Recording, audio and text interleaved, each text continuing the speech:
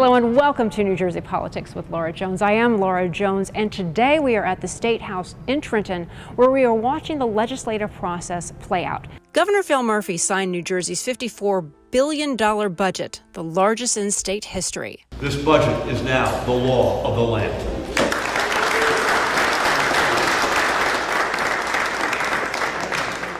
Everything in this budget is about growing and strengthening the middle class and providing more opportunity and more affordability for hardworking families.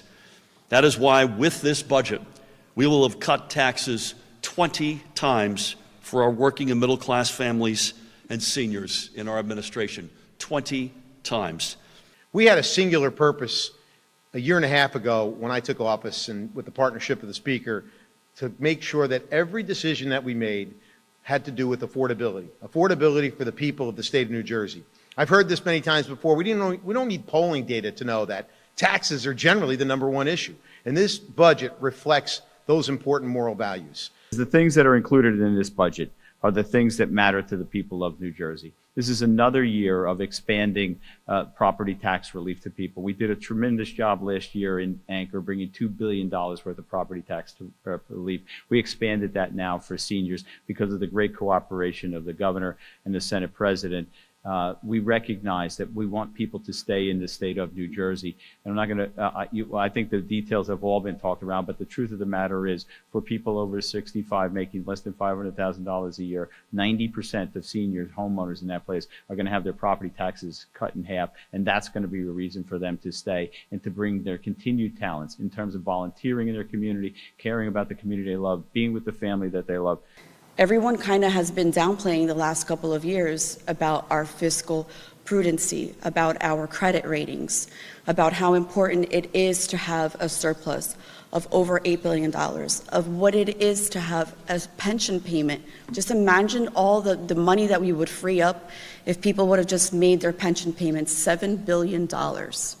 That's a lot of money that we could have put towards school construction or expansion of pre-K, or expansion of even kindergarten in some areas. Budget signing day, I've said this before, is always a big day. But for Treasury, managing this budget is a 365-day-a-year job, and we'll start again next week to wrap this budget up and think about FY25. So they say a budget is a statement of values. This budget, obviously, fiscal prudence with another record pension payment. Eliana mentioned, think about what we would have saved if we had made the pension payment. We think about that every day in Treasury. We keep a tally. This year we would have, if we'd paid the full payment for the past 25 plus years, our pension payment would have been $1 billion instead of over $7 billion. So this has been not easy, as the governor will be the first to say, but it's been important work, and I'm so proud to be part of the governor's team and his front office team. But as the clock is ticking, I know Treasury, which I started the speech off with, is really getting worried that we're not going to make the midnight deadline. So thank you all, and I appreciate everybody being here and the support. This budget continues to fully deliver on our commitments to our pension payments, school funding, while at the same time maintaining not just a healthy surplus, but a record surplus. None of us up here has any desire to return to the bad old days before our time here, where the state could not fulfill its financial obligations. So clearly, there is a lot in this budget, but the bottom line is that this is a budget focused on the pocketbooks of our families. We all know that New Jersey is the best place in America to live and raise a family, and we are ensuring with this budget that it stays that way. A few months ago, when I first proposed this budget, I said it was a budget designed with a singular purpose: to continue building the next New Jersey, where every family can afford to make their American dream come true, where every child can see their opportunity in our common future, and where seniors can afford to retire and live with dignity. And today we are delivering on all of those promises. And again, I want to say one more time, thanks to the incredible partnership we enjoy with our legislature and the incredible leadership of the folks standing up with me. The spending plan sets aside substantial funding for education, healthcare, and transportation. In education, the budget allocates a record $9.3 billion, and that's a substantial increase of 6% from the previous year. Healthcare receives $17.6 billion, and that funding will support programs aimed at increasing healthcare coverage, improving mental health services, and addressing the opioid crisis. The transportation sector is also a major beneficiary of the budget, with $2.8 billion earmarked for infrastructure projects. Before the budget was voted on and signed by the governor, we got an inside look at how the state budget is negotiated and voted on under the Golden Dome in Trenton.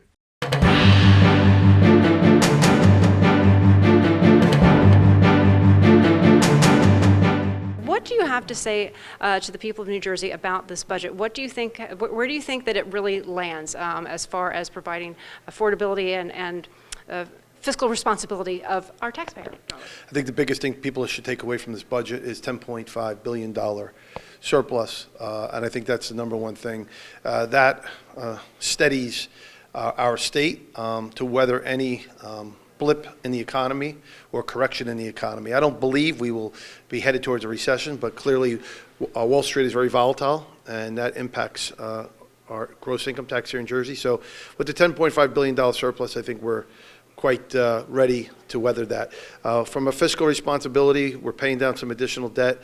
There is some new property tax relief programs in here. The state of New Jersey, which has been a shepherded by the Speaker of the House, so there's money in there for that, an expansion of Anchor program.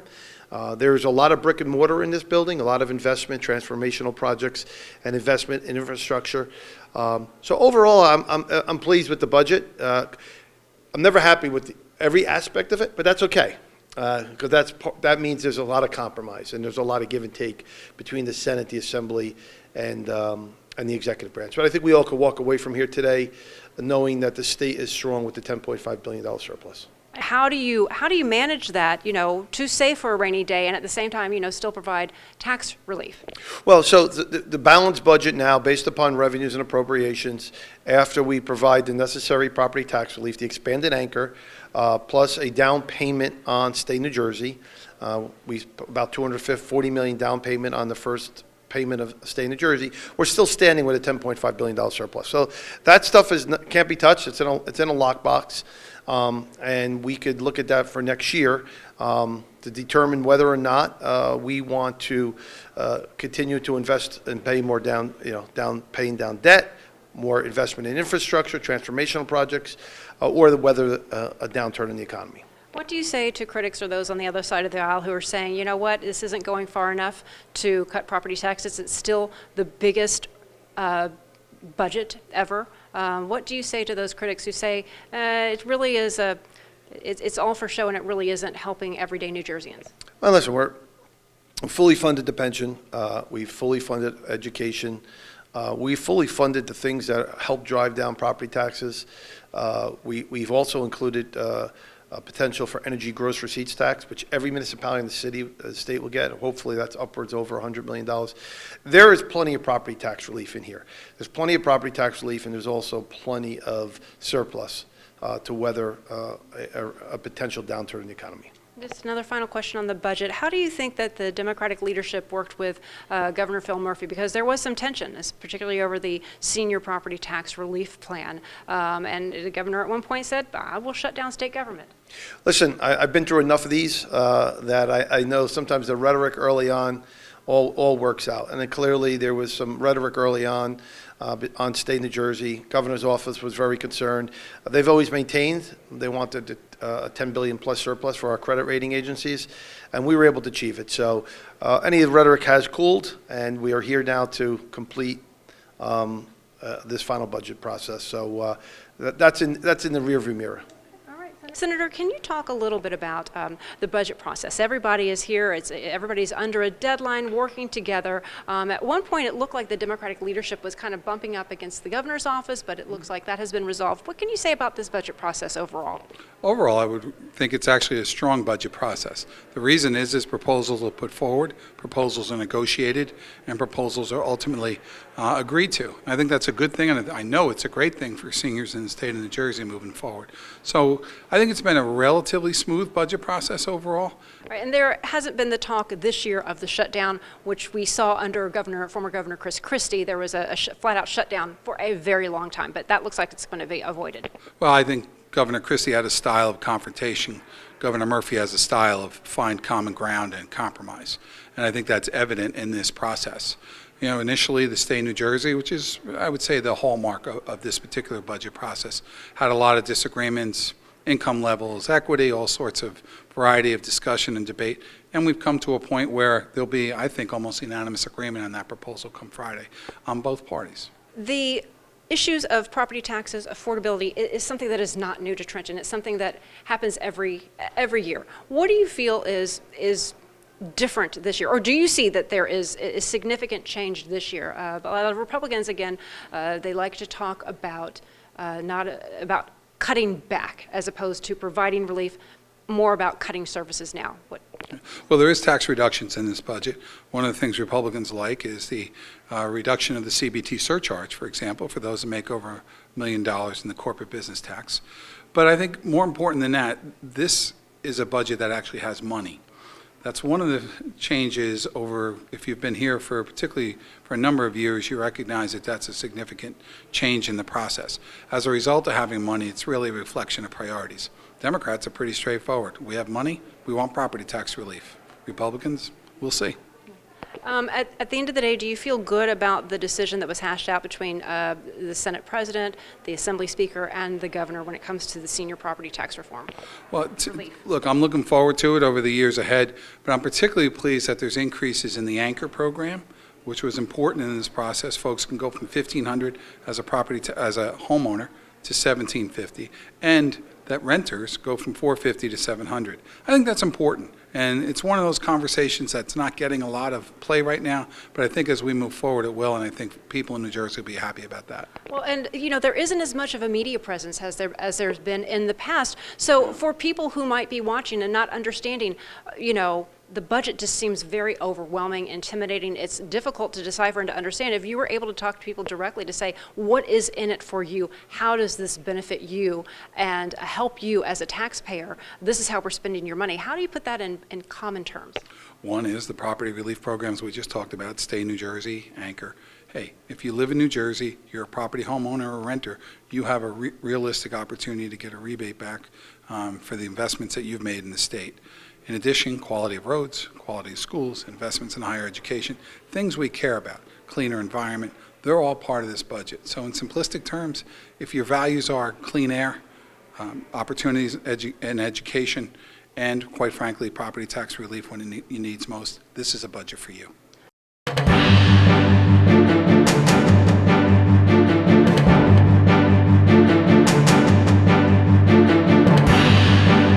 One of the main points of contention for Republicans was the significant increase in spending Governor Murphy proposed in the budget. The $54 billion budget represents a 10% increase from the previous year, raising concerns about the long-term sustainability of such spending. So, Senator, what can you say a little bit about how this budget process has played out here in Trenton this year? You know, there are certainly years where there are a lot of fireworks. Saw some, but not as much. So how would you rate this budget session? Look, frequently the fireworks aren't the problem. Republicans have been saying now for years, we want a more cohesive, communicative, transparent process. And we haven't seen a lot of that. There is more communication. So I credit Chairman Sarlo and President Scutari for that, and I'm appreciative of that. But what we're going to see is very likely a budget last minute, because we haven't seen it yet, and it's got to be voted tomorrow in committee. You know, we'd all rather have a budget a week before, so everyone has some time to digest. People can come to committee and comment on it. We're, again, not seeing that. You know, but I want to be fair and balanced. I don't want to be Mr. No. There are things we should be doing right now, whether part of the budget process or not, to prepare us for the next few years. As federal money evaporates, the borrowed money that we didn't need in the first place is gone. The revenues retrench probably, and we're seeing some evidence of that now. We should be planning for that so that we are setting ourselves up for long-term fiscal stability, and we're not doing that. It's going to be a huge budget, and most of the folks voting for it won't know what's in it. Well, yeah, the devil is in the details. And is there something in particular that you are looking for, because you're under a deadline, that you must have this finished by a certain time? Is there anything that you're looking for in particular, or something that the Republicans are saying, listen, we are not going to support without X, Y, and Z?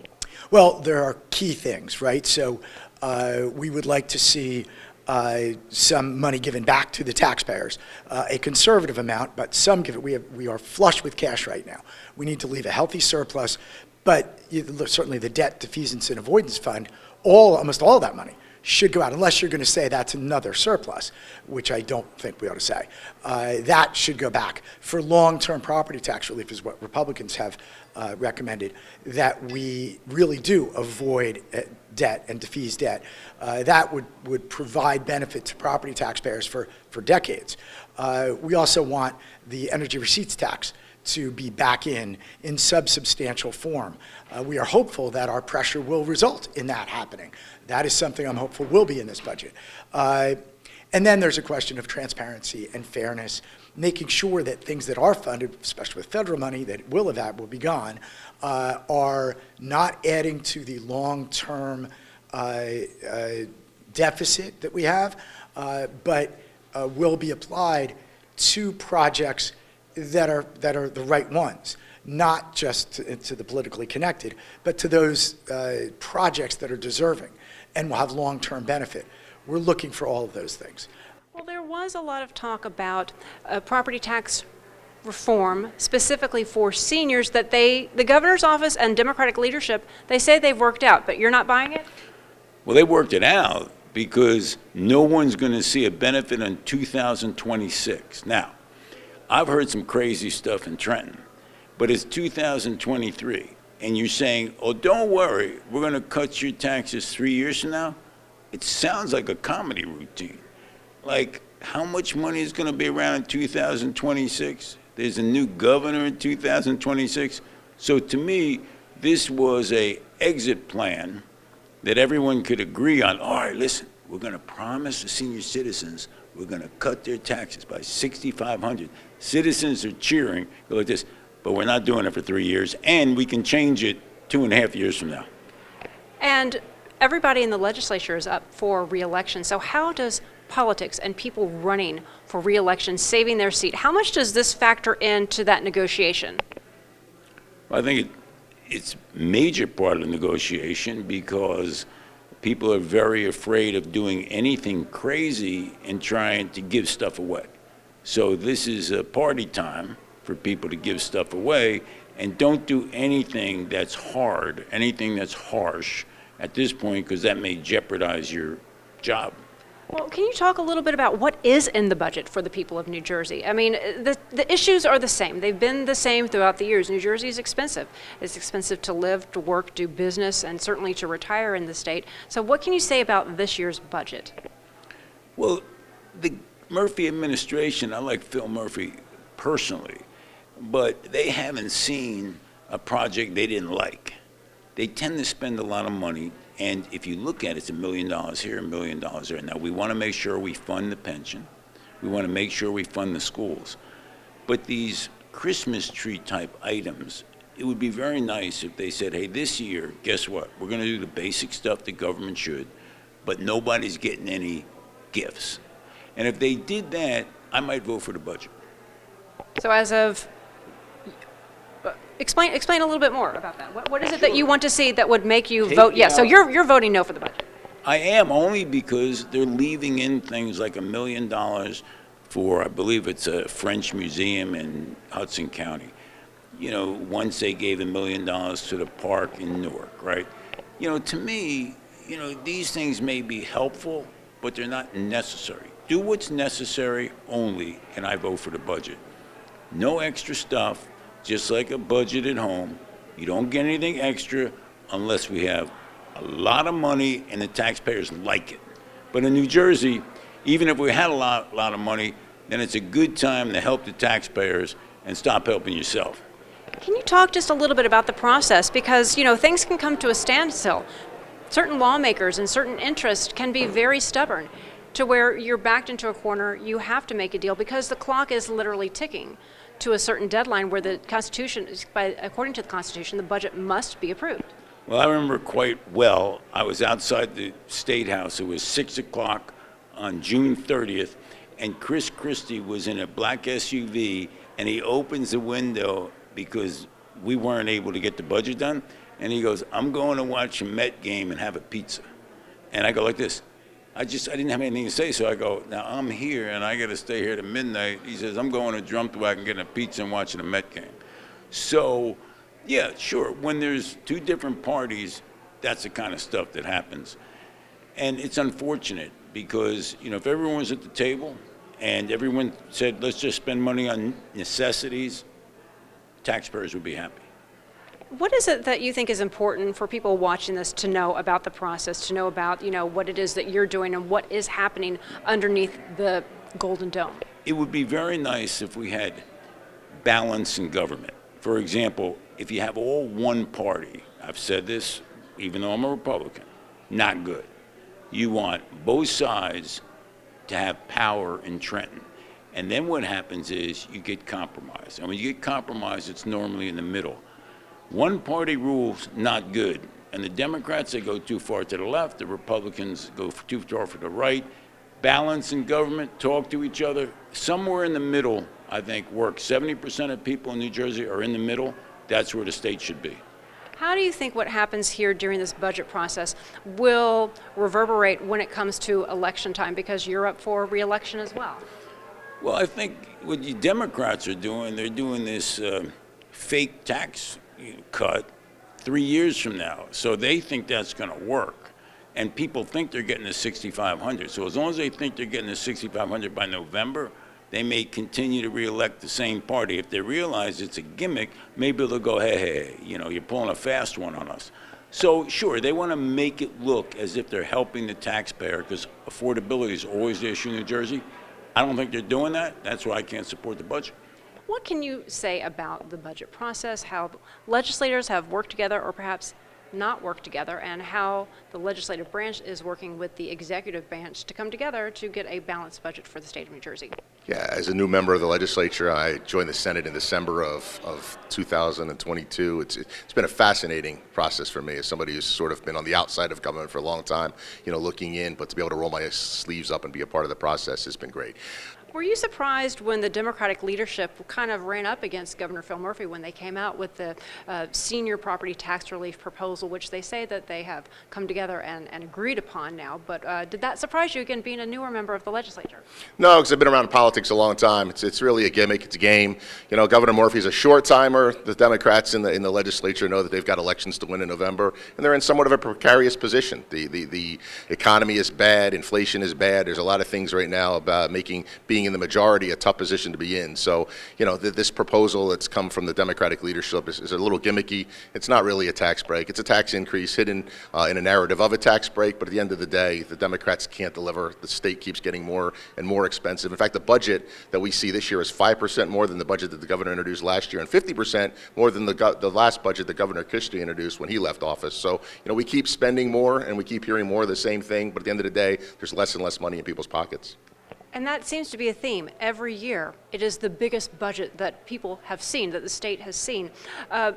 If you're in the minority, Republicans are in the minority. If you were in the majority, what things would you be ensuring were in place that the Democrats may not have included in this budget? Shrinking government. We're over the next couple of days, we're going to be looking at resolution after resolution, bill after bill of just spending items, pumping items into the budget that cost us more and more money. We need to be tightening our belts. We need to be living within our means. The same things that families across New Jersey are being asked to do every day in order to keep up with the pace of inflation. Well, we're not doing it. It's easy to spend other people's money.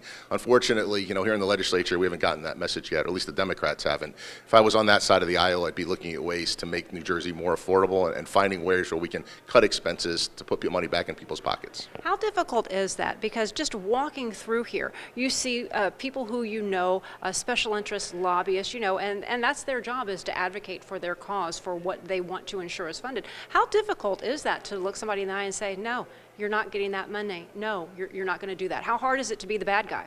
I don't know if that's about being a bad guy. How about just being a grown-up? I've been a parent for 24 years, and I've had to say no lots of times to my kids over and over. You know, in my professional life, I've had to say no lots of times. I mean, like I said, it's easy to spend other people's money. You know, sometimes you have to be the grown-up in the room, and you have to be able to say no. And are you seeing that really here in Trenton? No, sadly I don't, or at least not enough. That's why we have a $53 billion budget. New Jersey state constitution stipulates that lawmakers must pass a balanced budget by the end of June, and it must be signed into law by the governor. If not, government can shut down. And I mean literally, that clock right behind me, they will stop it at 11:59 on June 30th. Didn't happen this year. But they can stop the clock on June 30th at 11:59, and until that budget is passed, lawmakers have to stay here and work together until they agree upon a budget and it is signed into law by the governor. That is not the case this year. They came to an agreement days earlier, and at this point the State House will be a little bit more quiet. But that's not to say that they won't be back, because we have a bit of a judicial crisis as well. But that's another story for another day and another branch of government. I'm Laura Jones. Thanks so much for joining us today here in Trenton at the State House on location. We look forward to seeing you next time.